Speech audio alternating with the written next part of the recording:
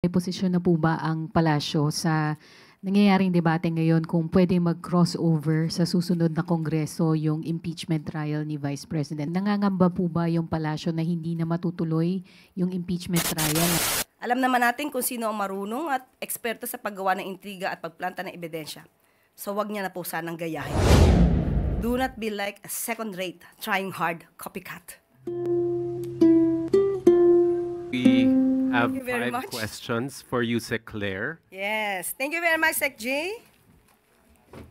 Lunchtime na raw. We begin with Maricel Halili, News 5. Yusek, magandang hapon.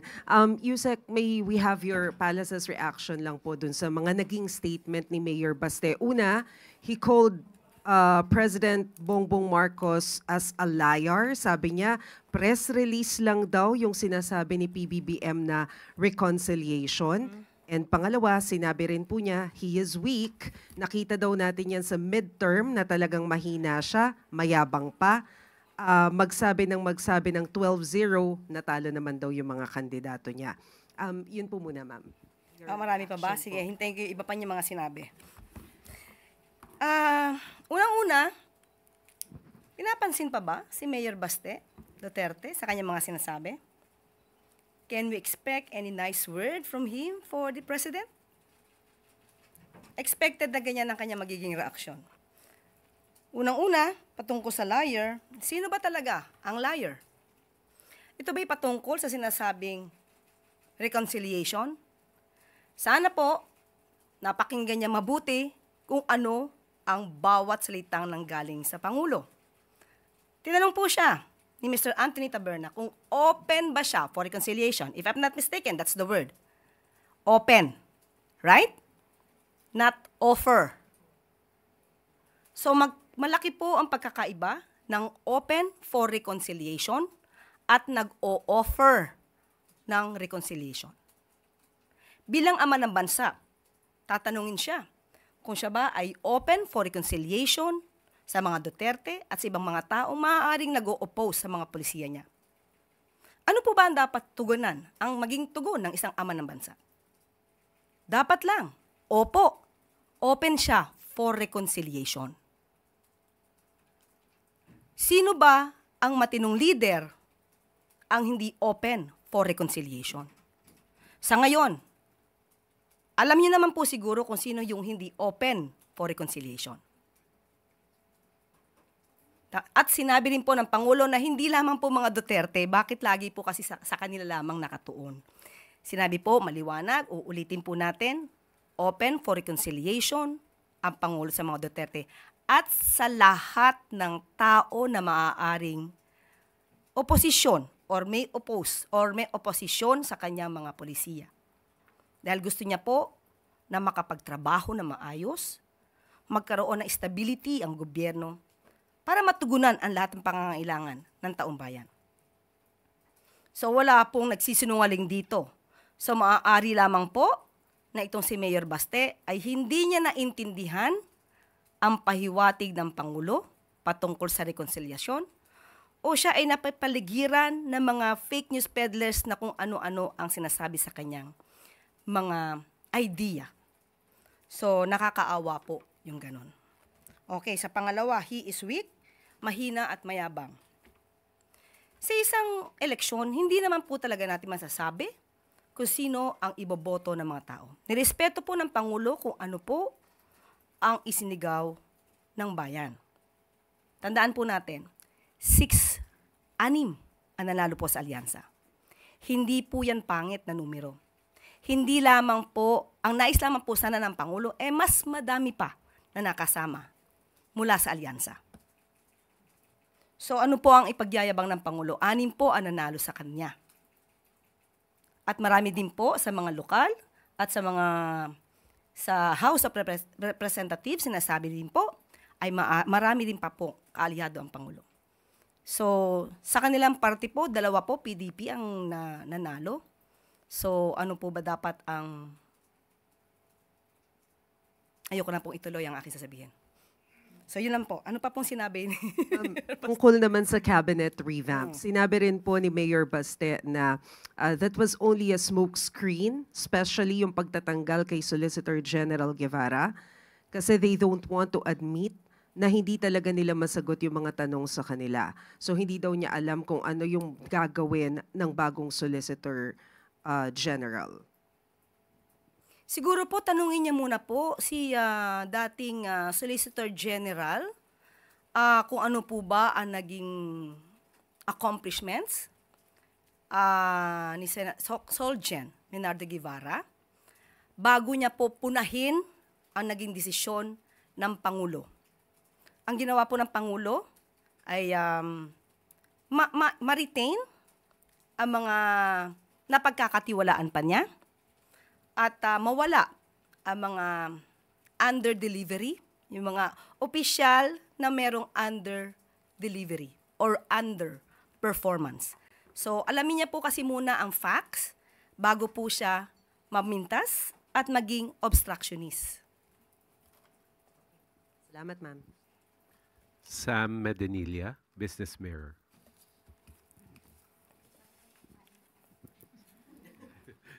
Good afternoon, ma'am. Ma'am, yung regarding lang po dun sa 1+ ni President Marcos nung free rides during Sundays. Itatanong ko lang po kung magkano yung budget for that and kung saan po, bakit po hanggang 2028 lang yung project? Bakit hindi po siya even after the Marcos administration? Okay, unang-una sinabi din ng Pangulo, gusto ko lang itong ulitin, na sa ngayon po, ang nais ng Pangulo ay magtrabaho. Magtrabaho lang at iwasan ang pamumulitika. So, kaugnay na rin po ito sa kaninang tanong ni Ms. Maricel. Well, bakit? Bakit po nagkaroon ng ganitong klase na promo para sa family, para sa pamilya tuwing Sunday? Wala naman pong budget required for the MRT3 at LRT2. Yan din po ay ayon kay DOTR Secretary Vince Dizon. Dahil government run po ito, at karaniwan naman po pag Sunday ay hindi naman po napupuno ang LRT at MRT natin. So wala pong budget na required for this. At bakit hanggang June 2028, last Sunday ng June 2028? Dahil nais po ng Pangulo na bigyan din po ng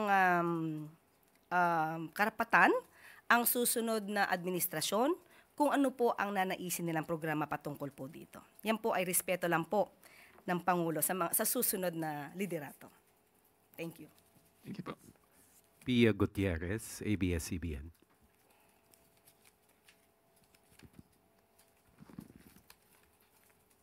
Ma'am, on the impeachment po, tatanungin ko lang kung may posisyon na po ba ang palasyo sa nangyayaring debate ngayon kung pwede mag-crossover sa susunod na Kongreso yung impeachment trial ni Vice President Sara Duterte. Okay, unang-una po, sinabi naman po ng Pangulo na ito po ay nasa kamay na po ng Senado.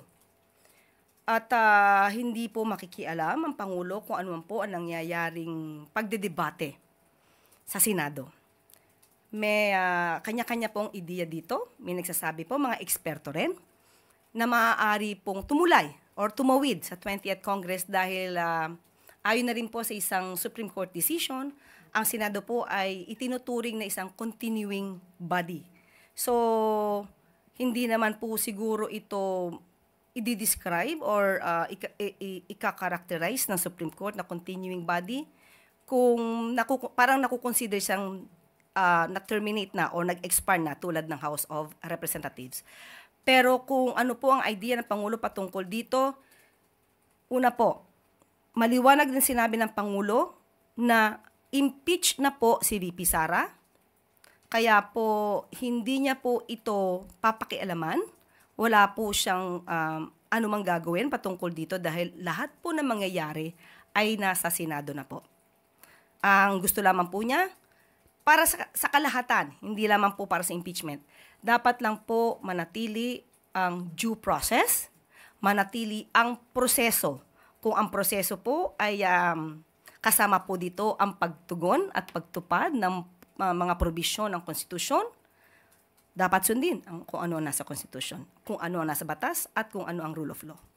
Follow up lang po, because the impeachment is a public accountability mechanism. Nangangamba po ba yung palasyo na hindi na matutuloy yung impeachment trial, lalo na po at may mga kumakalat na balita na merong mga draft resolutions seeking to dismiss yung articles of impeachment against the Vice President? Kung matuloy po o hindi matuloy ang impeachment, mukhang hindi na po yan sakop ng ating Pangulo. Ang gusto lang namin pong parating, sana po ay wag ipahid sa Pangulo kung ano man po ang magiging desisyon ng Senado dyan. Kasi marami po tayo nakikita, katulad po ng ibang mga protesters, ginagalang po natin ang kanilang mga opinion at mga ginagawa. Protesters na gustong ipatuloy ang impeachment trial. Pero sana po ay iwaksin nila sa kanilang isipan na may kinalaman po ang Pangulo dito dahil yan po ay solely the responsibility of the Senate. Nasa kamay na po ng Senado kung ano po ang gagawin po nila dito patungkol sa impeachment proceedings. Last two questions. Mariz Umali, GMA Integrated News. Yusek, manghihingi lang po kami ng reaction ng Palace dito sa sinabi po na statement ni Representative Raul Manuel, and let me just quote what he said. Nagsabi na po ang impeached Vice President nahaharap naman siya sa Senado para sa impeachment trial. May bahagi rin ng mga supporters mismo na naniniwala ang dapat matuloy ang impeachment trial para mahusgahan once and for all ang Vice President hinggil sa paggamit niya umano ng public funds. Yet, the sitting President sends signals to indicate that he is against the impeachment process. Bakit pa siya nagme-meddle dito? Dahil ba may mga issue rin siya na ayaw niyang maungkat? Okay lang ba sa ilang makapangyarihan na ibaba ang standards pagdating sa pagpapanagot ng mga kurakot? Kasi baka pare-pareho lang din pala sila ng mga kurakot na pinoprotektahan ng isa't isa. Yan Okay. ang sinabi niya. We give respect to Representative Manuel. And we hope that he will also give respect to the President by not making and creating such kind of intrigues. Intriga po ito. Alam naman natin kung sino ang marunong at eksperto sa paggawa ng intriga at pagplanta ng ebidensya. So wag niya na po sanang gayahin ito. Kumbaga sa pelikula, kokopyahin ko lang pero babaguhin ka ng konti. Do not be like a second-rate, trying hard copycat. Okay? So unang-una po, mali na po ang sinabi po ni Representative Manuel nung sinabi niyang ayaw niya ng impeachment process. Sabi daw po niya na parang why is he sending signals that he is against the impeachment process. Okay. So, bakit pa siya nagme-meddle? Meron ba siyang isyong ayaw na Diba? Unang-una, wala po siyang sinabi na ayaw po niya ng impeachment process. Maliwanag po nung tinanong ito sa Kuala Lumpur, ayaw niya po ng impeachment. But the problem is, VP Sara is already impeached. So, ang magiging issue na lang dito, acquittal ba o conviction sa Senado. So, dapat i-correct po natin yan. Sinabi rin po ng Pangulo na let the process take its course. Proseso. So, ano pong signal ang sinasabi ni Representative Manuel na ayaw ng Pangulo sa impeachment process? Magkaiba po iyon.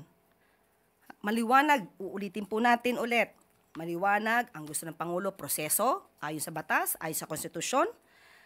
At gugustuhin po ba niya na ni Representative Manuel na lumabas na ang Pangulo ay nagdidikta? Nagdidikta sa Senado? At maipakitang isang rubber stamp lamang ang Senado. Hindi natin gugustuhin yon. At lagi naman pong sinasabi ng Senado na independent body sila. At meron tayong separation of powers. So sa ganitong klase ng issue ng impeachment process, wag na po nating ikabit sa Pangulo dahil ito, muli, sasabihin natin, ay katungkulan ng Senado. Pero ma'am, in terms of the question kung meron ba siyang itinatagong issue na ayaw maungkat, would you care to? Kaya nga po sinabi natin, magbigay siya ng respeto sa Pangulo by not making and creating such kind of intrigues. Intriga po.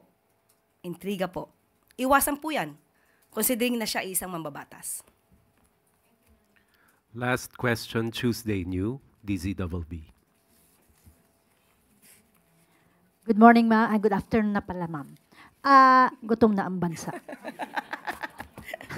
Pero meron tayong pagkain. Ma'am, mismong CDOTR Secretary Vince Dizon ang nagsabi na sa ngayon hindi niya nakikitang ideal pa muna yung public transport modernization. Ano po ang posisyon ng palasyo dito? Opo, napag-usapan po yan. Nilahad po niya yan. Kung ano po ang maaari maging issues kapag ka po ngayon agad ito ipapatupad.